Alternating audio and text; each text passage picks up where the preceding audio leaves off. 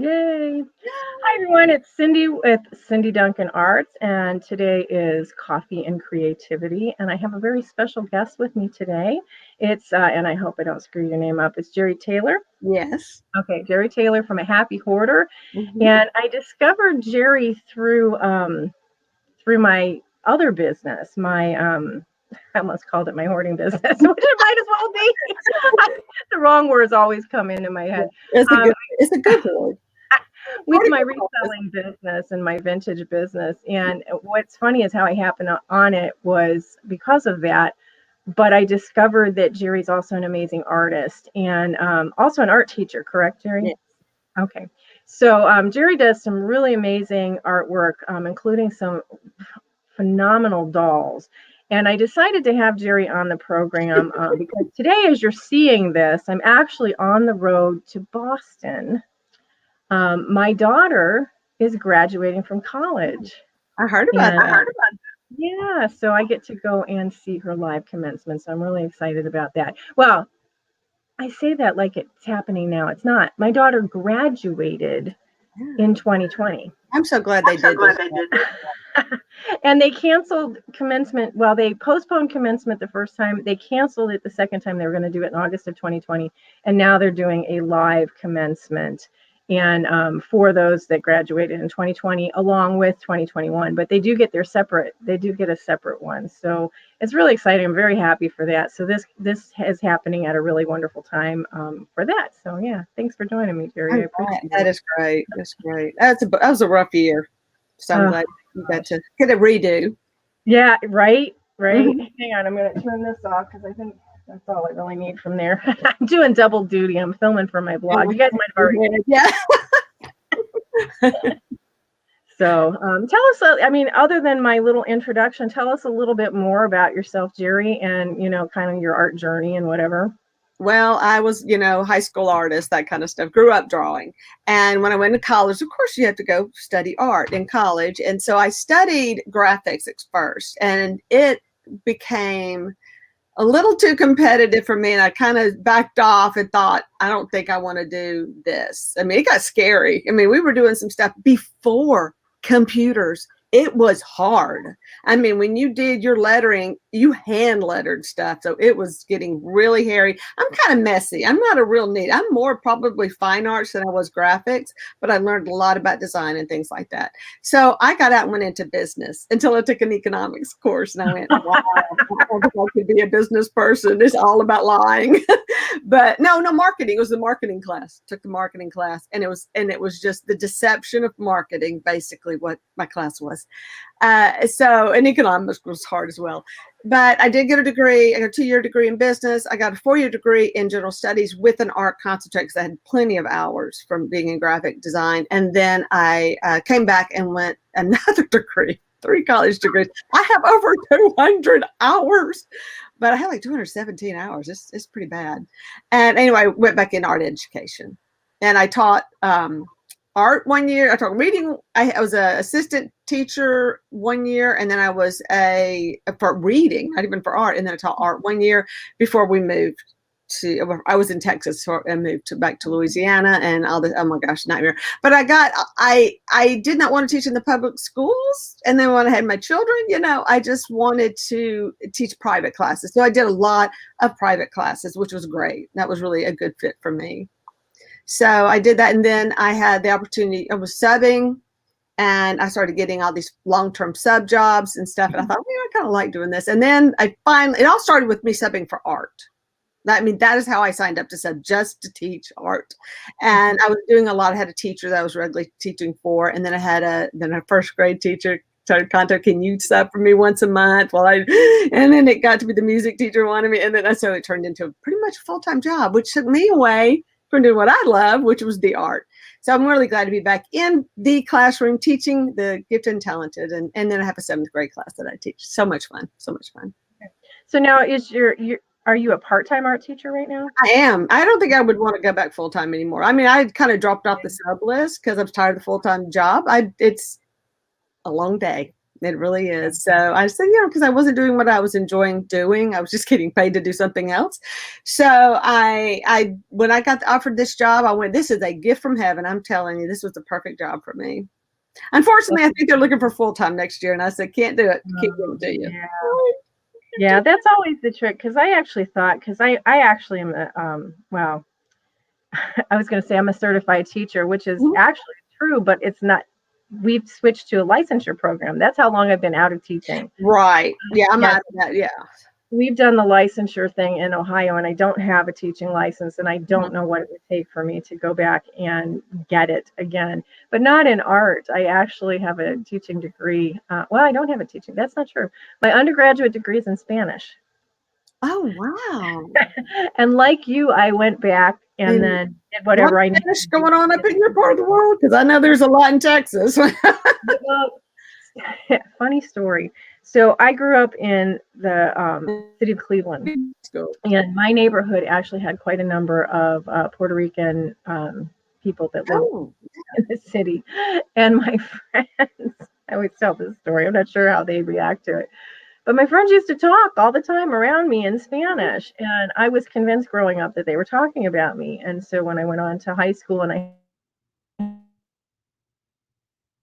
oh, I have a had the delay. opportunity to pick a language, I decided I was going to pick Spanish Hmm. because then I could find out what my friends were saying about me.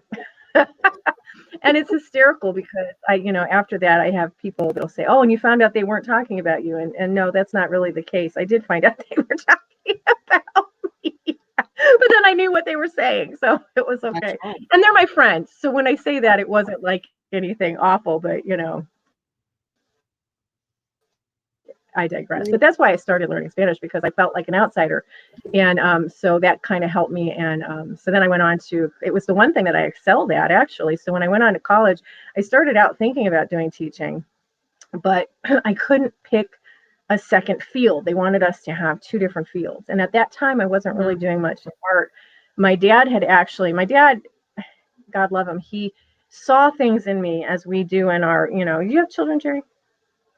Hmm. Yes, and both are Okay. artists. As we see in our children, yeah, that they don't see.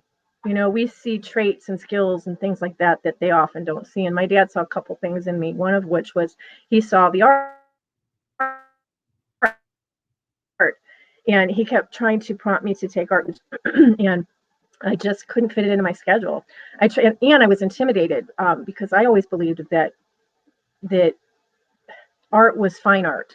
So if you didn't draw or paint, you weren't an artist. And I did not draw or paint, and realistic artistic representation, was not my thing. So I didn't think I was an artist. But as my dad was trying to prompt me to take art classes, and I was looking through the catalog of classes available, I saw photography, and I thought, oh, well, that might interest me because it's not fine art. I don't have to draw anything or paint anything. So I thought, all right, well, I'll try that, until I took the first class and discovered that they wanted, I can't even remember how many hours outside of the classroom they wanted of me, and the cost of all the supplies and whatever. And so I dropped the class. I never took art in college, never. It is Um, expensive. It is really expensive. yeah, but what's really funny though is that my dad saw the art in me, and my dad also he thought I would make a good salesperson. Hmm. And I had done retail when I was in high school, and so my mind, and in college, and my mind could really only wrap around that. And I hated it. I didn't want to do that. I didn't want to sell. Merchandising for like this long. And I said, I really don't care about fashion enough to be in this, but yet I work retail clothing stores. So yeah.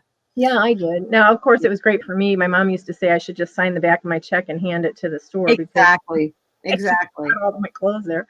But I didn't like it. I didn't like the selling. And then I worked, when my husband and I were first married, I worked for a publishing company and had a stint of watching how they sold their product.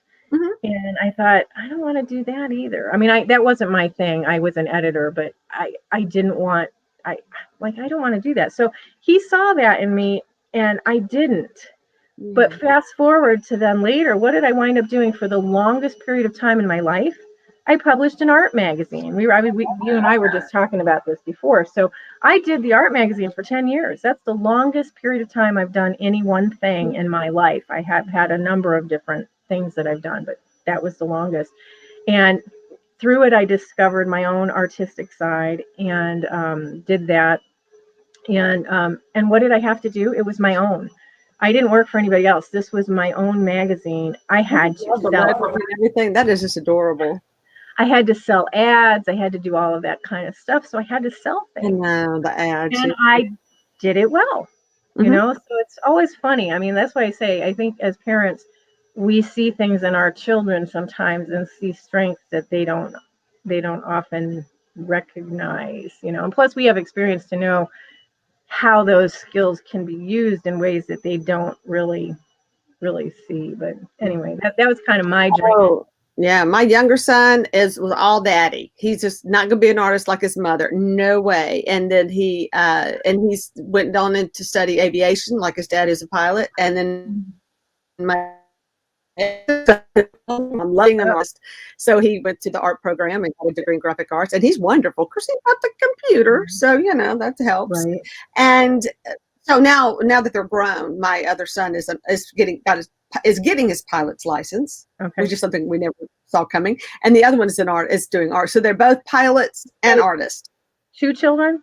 2 boys. Mm-hmm. Boys. Okay. Yeah, I have 2 girls. Yeah. But I took art classes in high school, and I took and since all of that, since I graduated from college, I've taken a few different art classes through community centers and things around here. Right. But I never, I don't have any formal training in it at all. But I mean, you can see my painting up there. So, and that was done through I love it. community center that I did. So I've actually discovered that I really like oil painting, and I think that if I did it more often, I think I could develop some skills, because I think there's some innate skills there. I have a philosophy. I don't want to ring my own bell too much. I have a philosophy for that. Because you do get the 7th graders who say, well, I don't know how to draw and things like that. And I said, well, art's not always about drawing, like what you're doing it's not always about the altered art. And that's one of the things that when I teach so many different things for them to kind of find their little niche. And I said, people are going to come to you and they're going to say, I wish I could do that. And your answer to that would be, all it takes is time and following the directions. So my big thing in class, I must say, 2-3 times a week, what I always tell y'all, follow the directions, just follow the directions. So I think that helps a lot of people who stay. It's funny that you talk about not being able to draw. Marna from Dolls Rescue, do you follow her? The dolls. Okay, she's hilarious. I just love her. She does all these clothing for dolls, and so she makes up stuff, and she's very creative. But she says, I can't draw a stick person. I had something in here that I saw that I thought of her. I don't know where I put it. Well, I used to never think I could draw either, and as a child, I can't draw a straight line kind of thing. You can draw a straight line. There's a lot of art done with straight or stick people. They can't draw stick people. So there's some really good stick people out there. What are you talking about? But again, Geri, I think that it's just doing it. Like when I force myself to do it, I'm surprised. And the best art teacher I ever had, by the way, and this was a nice file over here I was looking through. This was as an adult, and so and unfortunately the gentleman just passed away last fall, and it's very sad for me, because he was kind of a cheerleader. My art teacher from high school recently passed away. But I took classes from him at it's not really a community center, but like that. And he was the first person that I took a drawing class from since high school, and actually probably the only one.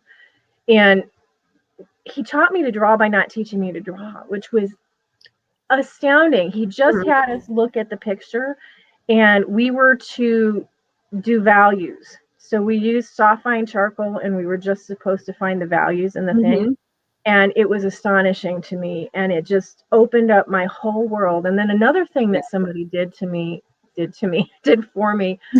with my painting was, and it was a life changer, and I wish I could remember who it was, but said to me, oh, you just put in a suggestion of whatever it was, and the mind will fill in the rest. Just put in a suggestion. And I thought, I can suggest things all day long. I like that idea. That's a good little quote. Yeah. Yeah, I loved it, and I wish I could attribute it, but I don't remember who specifically told me that. Mhm. I have an idea of who told me that, but I don't know if it was really her or not. But you brought some stuff to share with us? Well, I just weird. Okay, so you've really inspired me, to go with doing a lot more collage. So I have some 1980s, 70s, even American artist type magazines, and so it's got a lot of artwork in it, and they're just old and yellowed and just looking so bad. And the paper is really fun to work with. So we've been tearing them up at school, and I also tell students to do an artist report. They can cut them up. So we're kind of. But I found this today when I was sorting through. I found this box. It's like for teas. I'm gonna make your picture. Get it right there. How cool is that for a project? Let me get it right where I can see it. Wait, no, sorry. So that I can collage it and do some really, like, even open it up and have like the little different so you can hang it on the wall like this. I can and then open it, and you will have like little vignettes going on in there. So I thought that was really cute. But this is from watching you and all your fun stuff. One of the things you had talked was that paper you're working on where you would put it and you're doing the Rorschach work. Yeah. So I came across some paper. I had to cover up my face. What we would do in my art classes is at the end of the day, when you have all the acrylics left over, you would just take all your paints and you would make these papers. So I just have a really pretty one. So we would do this, and that way we would have papers for other projects. And one of my students got all crazy and started actually doing a painting. But she left it, and I was like, I'm taking it because I'm going to use that. That is part of one of the assignments that I do with my students. If they did a bad paint, something they didn't like, and we can cut it up, then we will do an artwork where it's just torn paper and stuff like that. So that's something that I love doing. So yeah, you were talking about just kind of getting some papers. I have a suitcase like that big, full of paper. Yeah. We're doing this stuff with it. Yeah. Well, what's funny is, and I may have mentioned this here before, probably when I was doing gel printing, both of my children have artistic sensibilities, but they're at that point in life where they're so busy that that's the last thing that they're going to do. My youngest daughter used to come around with me to all of my conventions that I went to with the magazine. And because I did the club, I was often demonstrating product from the club kits to get people interested. And so and then I would sell the surplus. And my youngest daughter would actually create the projects and demonstrate the projects. And she was 8 years old at the time. And it's so funny because she used to sell tons of stuff from my booth because people were really intrigued with the fact that she was 8 years old and doing this. And she'd walk around and sell people stuff. It was cool. But so they both have these artistic tendencies. But that youngest one I just mentioned, one day a few years ago, I was doing gel prints in my home and at my big, kitchen table. Explain what the gel prints are to everybody. Yeah, for those of you that don't know, and it's hard to believe that because it's like big out there, but it started out, people were making gelatin molds, basically, and they were doing monoprinting off of the gelatin molds. So you put paint on there and different things and textures and whatever, and putting your paper down and then lifting a print, hence the print part of it. So there have been a few companies since then that have come out and actually created gel plates that are more long lasting and more durable, and people are doing an awful lot of gel printing. If you are new to gel printing, just look for, search that, and you'll be down a rabbit hole that'll take you down for ever. But I was doing that chalk couture, that's that product, that chalk couture stuff that's coming out where you have but that's screen printing. That's just a little bit different. Yeah. So I was doing that at my kitchen table, and my youngest daughter came in, and I said, "Oh, hey, you want to sit down and play and do art with me?" Because she had a few minutes, and she just scrunched up her eyes and looked at me, and she goes, "Well, what do you do with that?" And I'm like, "Well, it's more about the process than the end result, actually." And so then I was on a quest because I didn't know how to answer her, how to use how to use it. But in collage, a lot of people tear them up like the papers you were showing, and use them in other ways in collage as background elements, as things in their art journals and whatever. So lots of different ways that you can use those papers that you make. And I love that you did that with your paint at the end of the day. I Yeah. always try to remember that, okay, well, I have extra paint. Don't just let it dry and harden and throw it away. Right. Use it in something. Yeah. Yeah, it's fun. They loved it. In fact, some of the work they did was art in itself. I mean, really. I mean, this this one was to try to make art, but it was more, this abstract designs that they were creating was really kind of fun. I think some of them saved just their work just because they liked it. Uh-huh. I had one. I do something that a lot of art teachers don't do, and I do abstract. We're going to do it at the end of the year because we got, like I said, like at the end of the year, you've just got paint that by that time has been half used, is almost used up. It's all squeezed to death. It's just pitiful. So we do a texture summit to just kind of get rid of the old and start fresh the next year. And so that they enjoy doing that because that gives them some freedom to do abstract. But you'll go by and you'll say, okay, but you need to work because your balance is off. So you do get to incorporate the principles and elements of design into your lesson. So it's not just cheating. I just don't say, pour everything down on a piece of paper. No, I make them follow certain rules. So, well, that's really good. Something that you'll appreciate. So we had new windows, and I did not know they were going to tear up everything in my studio, banging on the walls. That's what's going on here. You're going. Oh, you got stuck. So now, hold on a second. Thing. Can you see it? I think you're back. It was all broken pieces, but I was thinking I said, I need to collage this onto something. So I just have all these like broken pieces. Is that so metal? I think I'm going to put it in a box. Is that metal? Yes. Yeah, it was a little bird. I think I don't have a good background. Let me try this. See, it was just a cute little bird. It was on a ring, and it was a little ornament. And I had it hanging like in the window, and they but I had it sitting over this. I don't know how they broke. I do not know how they broke it. I don't know how they got to it because I took it, taking it out of the window and everything. They were rough, really rough.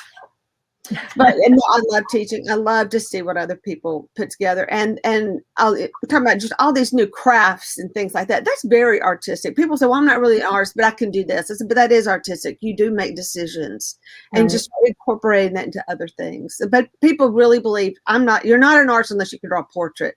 Well, I loved drawing portraits. I thought that was going to be my thing. But the more I did just art in general, the broader I got, and the worse I got at drawing portraits because I wanted to do these other things. Segueing into dolls. That's why I got into the dolls. I think I just really enjoyed what I had learned about drawing portraits. I only have one in my studio that I was working on real quick, but he's got my creepy face, but I just love his face. Oh, yeah. Whoa, this turning everything in mirror is kind of weird. He's got some hair. He's probably got my fuzziest hair I've ever seen. But yeah, to really draw on the porcelain, paint everything white, and then you're drawing out with charcoal. So it is an experience, and it is like painting a portrait in a way. So that's kind of what you're known for, though, Geri. Am I right? These Gothic. It is. Who knew? Yeah, I know. I run into college professors, and I'm like, yeah, thanks for all the education. I can learn how to do this. I did a new technique. I'm going to show you this doll. She's pretty big. So this is not pre-painted. This is just using charcoals and pastels. Wow, that is so weird doing in the mirror. Okay. So this is a Marie Osmond doll, one of her dolls. But all I've done is just use charcoal and pastels to kind of give her just more of a grayed down tone, and just I know I don't make gory ones. Okay. Okay. I have made a couple. I'm going to be honest. I made a couple, but yeah, I enjoy doing it. It's fun. There's just something about sitting and just drawing. So now it's your dolls that kind of took you into the thrifting world. Am I correct? And looking no. Tell us how that happened. No, I mean, back in the day when you're first married and you don't have any money, garage selling, thrift store, that's how you decorate your house, especially if you want to have nice things. When we were first married, I worked. We all volunteered. My husband was an officer in the Air Force, so we had an officer's wives club thrift store.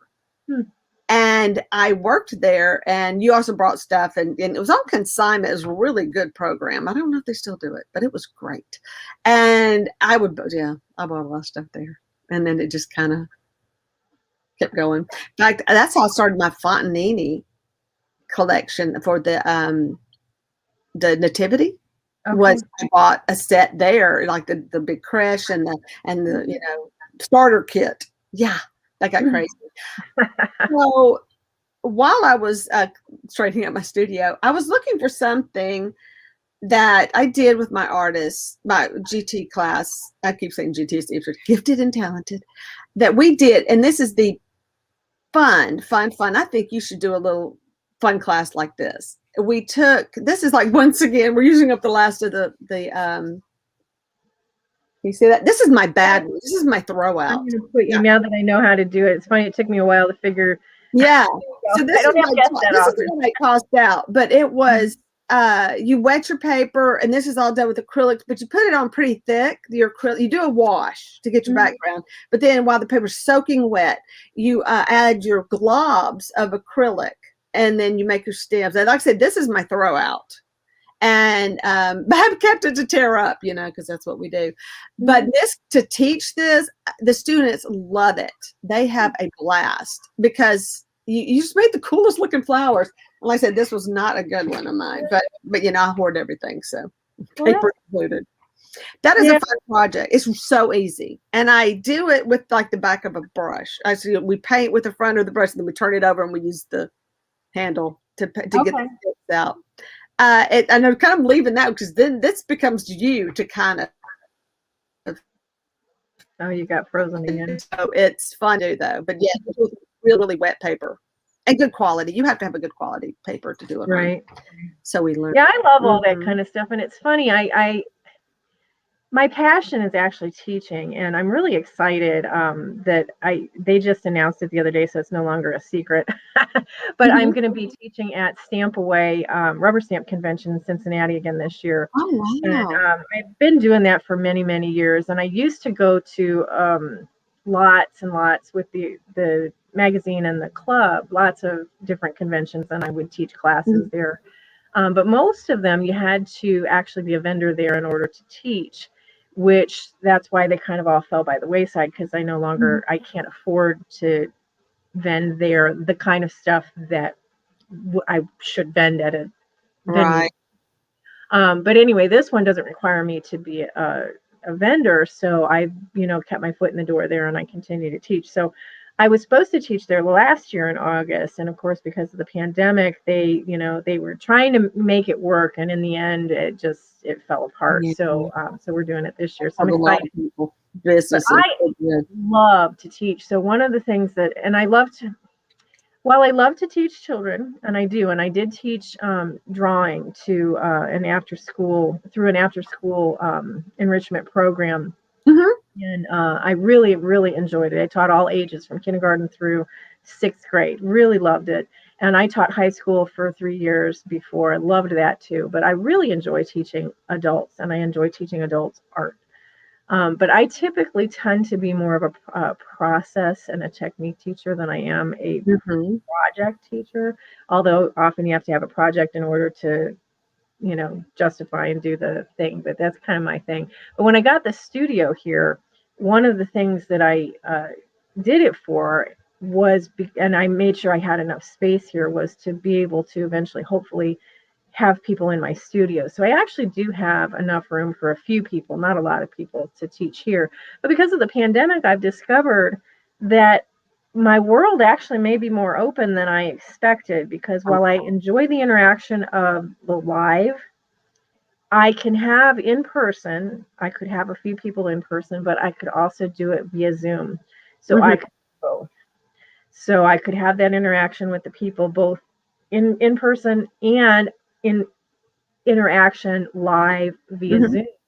So I'm trying to wrap my head around that. And right now, actually, I still really am trying to just feel my way out with the reselling business, which actually it seems to take up more of my time because it's paying the bills. Yeah, it does. So, I'm trying to make that, because the reason why I came here wasn't to resell. That was the way I was justifying it, but that wasn't why I came here. The reason why I came here was to do art. You find the cutest things. You really do. I mean, my focus kind of was in a different direction, but now that I've kind of honed in, I never see that stuff. I never see all the adorable stuff that you find. That is so precious. Yeah, I have been very fortunate at the things that I come across. My thing is that I love estate sales. So I have said this to people before. I don't know what people think of me when I say it, but I love people. I love all kinds of people. I love people that may be irritating. I really do. I like people. Now, there are people that my husband and I would call them small doses people. So I may really enjoy them, but I enjoy them in small Well, doses that's because after a while absolutely. you're like this. But I really enjoy people. And so I always thought that I might have loved to have been an anthropologist, that maybe that, because one of the things I enjoy about estate sales is I enjoy going into the home and seeing how this person lived. And in a way, I know so many people Wow, think of wow. it as being You're like taking, mind melding here. I think about you a lot though now when I go shopping. Oh, I need to be like this. So but yeah, I I think feel so the same many people way. think of it as being really sad, and it is sad. And I just did this with my dad too. Keep in mind that was a recent thing as well. It is sad, but I look at it as a way to like I'm in this place and I'm seeing this person, Mhm. and how they lived, and I'm just fascinated by it, and I'm thrilled that I can take some of what they left behind and give it a new life somewhere else with somebody, whether it's me or whether it's somebody that I resell it to that's also going to love it and enjoy it. And then by that way, I'm allowing, what they cared about to pass through, if that makes sense. So Yeah. estate sales are really my thing. And then I enjoy going to flea markets is probably my next one. And then some of the other ones. I'm not a big thrifter because I am so protective of my time because I don't have a whole lot of it. And I'm looking for Mhm. very specific things. I like vintage items like mid 70s and earlier. And Right. I'm not finding them at the thrift No, you're stores. not. Not no Yeah, more. I mean, every once in a while. So it is kind of fun when you do find that hidden gem in the thrift store. But the time that it takes for me to go through a thrift store to happenstance on something like that is not a good use of my time. But anyway, that's That's my. why I'm loving these collaborations with the table settings and all. It's a lot of fun because Mhm, you find that stuff. mhm. That's the kind, dishes and all. That's what you find. But there's some women who are finding some fantastic items, and I'm like, wow, they are getting the good stuff, and I'm just like leftover. Well, I kind of say leftovers, yeah. if you But like I it, love doing the estate sales. Yeah, I know what you mean by just the history of it. yeah, yeah. If you like the china though and all that kind of stuff and tablescaping and whatever, Mhm. this is the time for you because Mhm. china is dirt cheap at estate sales. They can't give it away. So, No. I mean, if you Yeah, like I picked up something, that $20 for all that big set. yeah. And so if I mean, my problem is that I just don't have any room for any of that I stuff. don't So, need. I'm developing room. I'll have to when I'm all about organizing. Apparently, I'd have to show you what I've done with that. So I had to come out of my studio and like grab boxes of things. No, I have cheese. Those cheese boxes, those wooden cheese boxes. Perfect because you get the plates will fit. You can kind of stack a few things. There's some room for the. It's amazing. I'll have to show you. But I'm working yeah. on that for another video. So Mhm. that's Yeah, crazy. And well, then I'll have to I'll tune back up. in. And by the way, and I neglect doing that. So Jerry's channel is a happy hoarder, and I will put the link in the description below as well.